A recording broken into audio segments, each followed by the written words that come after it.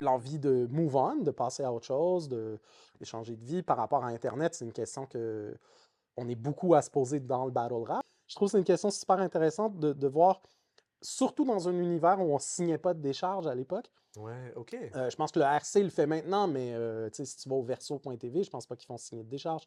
En tout cas, au Word Up, on l'a jamais fait. Ok. Dans un univers où on ne signe pas de décharge, puis même en dehors de l'aspect légal de la décharge, de signer où tu lègues les droits de la vidéo, la question se pose pour moi maintenant, que j'avais jamais réalisé, c'est est-ce que ça prend le consentement des deux personnes soutenues dans le temps, ou le fait de le Hmm. faire est un consentement éternel jusqu'à...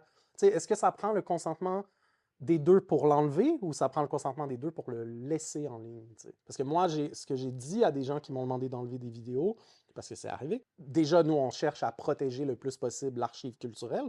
Ça veut dire qu'on va vraiment le moins possible toucher à rien de ça. Si jamais on le faisait, parce qu'il y a des raisons, des pertes de qualité de vie importantes liées à ça, déjà, il faudrait qu'on en discute avec tous les concernés. Puis parfois, ça va même au-delà de juste les deux artistes. Il y a des pubs dans les intros qui sont mythiques. Des fois, c'est mes intros à moi, des fois, c'est des juges, des fois, c'est une œuvre commune qui n'est pas juste de deux personnes. Ouais, ouais. Euh, mais ouais, l'idée à deux, là, parce que les battles, c'est souvent un contre un, de voir le consentement, elle est où la ligne de ça dans le temps?